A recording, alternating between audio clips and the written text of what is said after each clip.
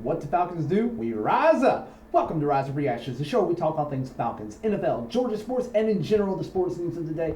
I'm your host, Dr. Lee Denning, the Golden Hard Doc and a lifelong sports fan, coming back to you today.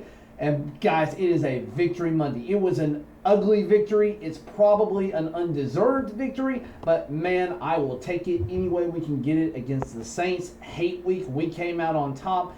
And man, this was an incredible game. I did get to go to this one. It was very exciting from the moment it started. You could just feel the energy in the air. I want to talk about three things in particular. There are three MVPs in this game, one on each side of the ball, including special teams as far as I'm concerned with. First off, Younghoe freaking Koo nailing a career long to win the game for us. My gosh, what a man, what a leg, what a legend. Falcons legend, put this man in the Ring of Honor. Arthur Smith, you can get bumped. We're going to put a guy who actually played football in the Ring of Honor over you. Give me Younghoe Koo. We'll get Matt Bryant up there too, but give me Younghoe Koo for this game right now. He's had 2 game-winning kicks against the Saints in the recent past, and I love all of it. So I am all for Younghoe Koo getting 4 for 4, including a career-long 58-yarder to win the game. Now, why we were in the 58-yarder is its own special story, but it is what it is. Let's move on to defense. Nate Landman, this is your coming out party, man. You were all over the field. You were fast. You were in on every play. I don't know why you're on special teams because you got hurt at the end of the game, and I hope you're ready to go for Thursday. But the pick six, with thanks to that was helped by Matthew Judon getting in on the play, so that was incredible. But that was an awesome play. Sorry for the pause there, guys. I actually ended up getting a call from one of my Saints friends. He and I just had a little good conversation there. You guys may not notice the lag too much, but I did have to kind of pause the conversation there for a minute. But anyways, Nate Landman, player of the game, ends up getting a tip pass with Matthew Judon involved, taking it in. Great player on defense.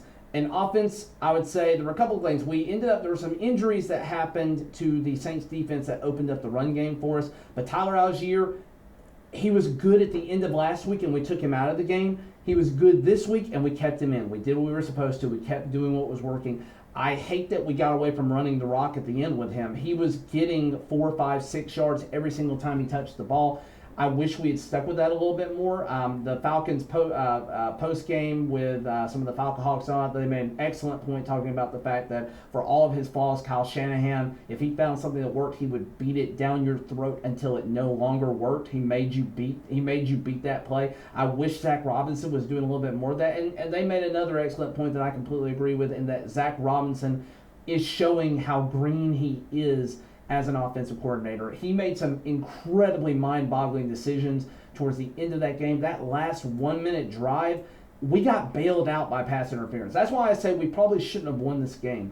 We were bailed out with a bad try at a fair catch in the first quarter with Rashid Shaheed muffing a fumble and then Carter L. Hodge picking it up for the touchdown. We were bailed out by a good defensive play and a defensive touchdown. We were bailed out by Younghoe Koo being an incredible kicker, but the Saints were having their way with us up until Taysom Hill went out. And again, I hope he's not hurt permanently. I hope there's not anything going on that's going to derail his career. But we've had no answer for Taysom Hill. And if he stays in that game, I think we lose. He is a wrecking ball against the Falcons. He has always been a wrecking ball. I didn't play daily fantasy yesterday, but if I did play yesterday, I would have picked him as my tight end or whatever position he was going as, because I fully believe every time he plays us, he's going to find a way to get a touchdown, if not multiple touchdowns. He's just an incredible gadget player for the Saints, and when he's not on the field, it really limits their offense. They were gashing us. Chris Olave and Rashid Shaheed were gashing us for 6 to 12-yard plays all day long. They were picking on D. Alford, who made one great play in the end zone to break up a pass and break up a touchdown, but the rest of the game was getting picked on. He is a liability right now, and we've got to find out what's going to work. Antonio Hamilton's back. Maybe he's going to be better in that position. We know CP3 is not there. A.J. Terrell did go out for a brief play, but I don't remember if CP3 came in or not. I would like to see him rotate in a little bit more. And the defensive line, this was a weaker Saints offensive interior just because of injury. and we couldn't take advantage of that. Grady Jarrett, other than week one, has not looked phenomenal. He's starting to show little signs of age here. Maybe it's the injury that's lingering with him. They aggravated again. David Onyemata thankfully had his best game. Eddie Goldman looking okay, not great. He's just, kind of a guy there, a big dude there. Where the heck is Ruke Aurora? Where's our second rounder? Why is he a healthy scratch? There are guys that probably could come out of the defensive line or be healthy scratches in place for him. You traded up to pick 35 overall to take this guy because you believed in him, and he's been a healthy scratch through 4 weeks. That is something that is incredibly disappointing with this team. As a side note, just we take Michael Penix, he doesn't play. And I'm fine with Kirk. Kirk had an okay game. I'm not going to say it was the best game in the world. The one interception is borderline his fault. It's a timing route, and the receiver, Ray, he ended up falling down, and his defender ended up just being there instead. It's hard to say that's a Kirk call, but I would still like him to have a little bit more situational awareness. But overall, he had protection. He had time. He was still throwing some really weird passes. He made some, I don't know if it was him or if it was Zach Robinson at the end of the game, but there were some weird decisions made to go deep on a lot of plays here. I will take this win. A win is a win, and I will take it all day long. I'm happy to have it. I don't have a lot else to say, but I have been disappointed by the fact that we have not seen our first, second, or third round pick. The third rounder, I understand he's hurt. We were going to see him. He had the best shot of playing regularly. But, he's out for the time being, out for the season. And then we haven't seen Brandon Dorlus either, because if we're not seeing Ruke Aurora, we're not going to see another defensive tackle in Brandon Dorlus.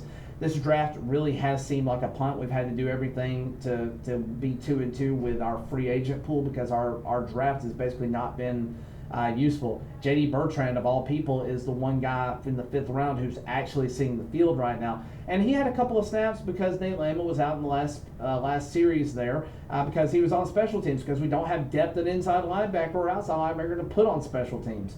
So we definitely have some things that we got to work on. We have to play a lot less sloppy ball. Red zone offense, still terrible, still not finding ways to find the end zone. It would not shock me if I get numbers this week and we're the worst red zone offense in the league. Would not shock me. We had a lot more pressure in this game. We didn't turn into sacks very often, but we did have a ton more pressure. I was very happy to see that. Again, I think we lost an opportunity with the defensive interior to cause that, but we'll see what happens in coming weeks. Thank you for watching, liking, sharing, and subscribing. Rise up, guys. It has been a great week. It is hate week.